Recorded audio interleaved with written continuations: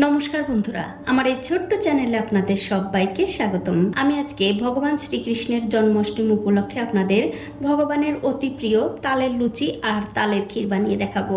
আশা করি এই তালের লুচি আর ক্ষীর বানানো দেখার পর আপনাদের ভালো লাগবে।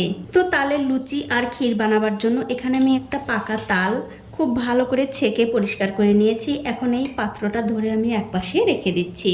তো লুচি বানাবার জন্য সবার আগে নিয়ে নিচ্ছি এক বাটি ময়দা, দিয়ে দিলাম স্বাদ মতো নুন, 1 চামচ চিনি, সবশেষে এর মধ্যে 2 চামচ সাদা তেল দিয়ে খুব ভালো করে এই ময়ামগুলো ময়দার সঙ্গে মিশিয়ে নিতে হবে। দেখুন, ময়দার সঙ্গে ময়াম কিন্তু আমি খুব ভালো করে মিশিয়ে নিয়েছি।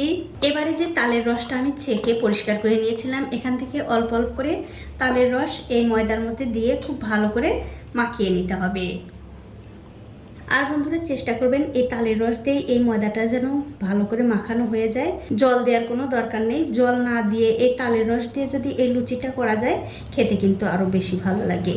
তার জন্য আমি অবশ্যই বলবো শুধু তালের রস দিয়ে এই ময়দাটা মাখিয়ে নেবেন। তবে তালের রস যদি বেশি না থাকে সেক্ষেত্রে একটু জল দিতে পারেন। তো এই দেখুন, আমি কিন্তু অল্প অল্প করে তালের রস দিচ্ছি আর এই ময়দাটা কিন্তু খুব ভালো করে মাখিয়ে নিচ্ছি। আর বন্ধুরা, এই তালের রস একদম সহজে আপনারা কিভাবে বের করবেন সেই ভিডিওটা কিন্তু আমার অলরেডি চ্যানেলে দেওয়া আছে, আপনারা অবশ্যই একটুখানি কষ্ট করে দেখে নেবেন। তো এই দেখুন বন্ধুরা, অল্প অল্প করে তাল দিয়ে খুব সুন্দর কিন্তু আমি ডোটা বানিয়ে নিয়েছি। তবে এই ময়দাটা মাখানোর সময় যদি দেখেন হাতে খুব একটা বেশি লেগে যাচ্ছে, তখন কিন্তু এর উপরে সামান্য একটু তেল লাগিয়ে এই ময়দা মাখিয়ে নেবেন, তাহলে কিন্তু এই ডোটার হাতে লাগবে না। দেখুন, ঠিক এরকম করে। তো এই দেখুন, হাতে সামান্য একটু তেল লাগিয়ে এই ডোটা কিন্তু আমি আবারও খুব ভালো করে মাখিয়ে নিয়েছি। এখন দু হাত দিয়ে এরকম একটু গোল করে নিয়ে এই বাটির মধ্যে রেখে দিচ্ছি। এবারে একটা ঢাকা দিয়ে 10 থেকে 15 মিনিটের জন্য একপাশে রেখে দিতে হবে। এখন দেখতে পাচ্ছেন গ্যাসের চুলা অন করে আমি একটা কড়াই বসিয়ে দিয়েছি, তার মধ্যে দিয়ে দিচ্ছি 1 বাটি তালের রস। এবারে গ্যাসের ফ্লেমটা মিডিয়ামে রেখে এই তালের রসটা খুব ভালো করে জাল দিয়ে নিতে হবে। তবে বন্ধুরা, তালের রস জাল দেওয়ার সময় কিন্তু অবশ্যই এর মধ্যে একটু দুধ দিতে হবে, আর যে দুধটা আপনারা ব্যবহার করবেন সেই দুধটা কিন্তু খুব ভালো করে জাল দিয়ে নিতে হবে। তো পরিমাণ মতো দুধ কিন্তু আমি দিয়ে দিয়েছি। এখন মিষ্টির জন্য দিয়ে দিচ্ছি চিনি। আমি এখানে চিনি দিচ্ছি, আপনারা চাইলে কিন্তু গুড় দিয়েও এই তালের রসটা জাল দিতে পারেন। এবারে দুধ আর চিনির সঙ্গে এই তালের রসটা খুব ভালো করে রান্না করে নিতে হবে।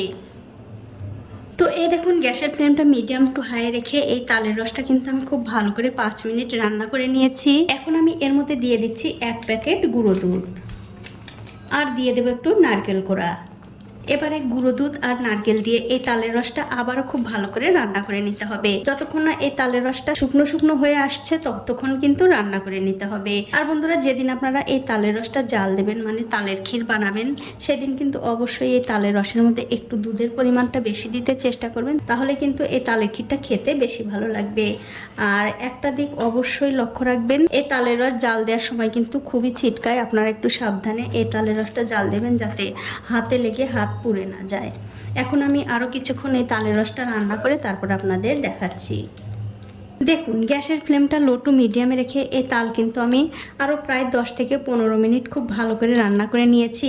দেখতেই পাচ্ছেন তালটা কিন্তু অনেকটা ঘন হয়ে গেছে। এর চেয়ে আর বেশি ঘন করার দরকার নেই, তার কারণ এই তালের ক্ষীরটা যখন ঠান্ডা হবে তখন কিন্তু আরও ঘন হয়ে যাবে। এখন আমি গ্যাসের ফ্লেমটা বন্ধ করে দিয়ে একপাশে এই তালের ক্ষীরটা রেখে দিচ্ছি। এবারে যে ময়দা মাখিয়ে আমি ঢেকে রেখেছিলাম তার উপর থেকে ঢাকাটা তুলে নিলাম। তুলে নিয়ে এই ময়দার ডোটা আমি আবার একটু ভালো করে মাখিয়ে নেব। দেখুন, এই ময়দার ডোটা কিন্তু আমি আবারও খুব ভালো করে মাখিয়ে নিয়েছি। এখন আমি এখান থেকে ছোট ছোট করে লেচি কেটে নিচ্ছি। তো এই দেখুন, লেচিগুলো কেটে আমি কিন্তু খুব সুন্দর করে গোল করে নিয়েছি। এখন আমি এখান থেকে একটা লেচি নিয়ে নিলাম, তারপর আবারও হাত দিয়ে খুব সুন্দর করে গোল করে নেব। দেখুন, লেচিটা কিন্তু খুব সুন্দর করে আমি গোল করে নিলাম। এখন এই লেচিটা দিয়ে আমি একটা লুচি বেলে নেব। তার বন্ধুরা, লুচি বেলার সময় অবশ্যই এই লেচির গায়ে একটু তেল মাখিয়ে এই লুচিটা বেলে নেবেন, তাহলে বেলতে আপনাদের কোনো অসুবিধা হবে না। তো এই দেখুন, লুচিটা কিন্তু আমি খুব সুন্দর করে বেলে নিয়েছি। এটা কিন্তু হয়ে গেছে। এটা আমি তুলে নিচ্ছি। আর এই একই রকম করে কিন্তু সবগুলো লুচি বেলে নিতে হবে।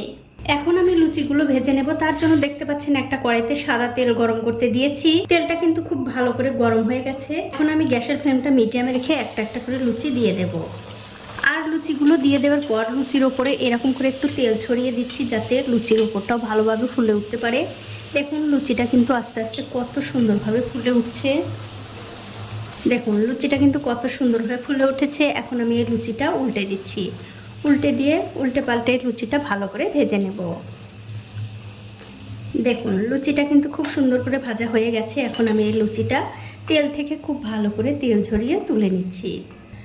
তুলে অন্য একটা প্লেটে রেখে দিলাম। আর এই একই রকম করে কিন্তু সবগুলো লুচি ভেজে নিতে হবে। তো এই দেখুন এক এক করে কিন্তু আমি সবগুলো লুচি ভেজে নিয়েছি।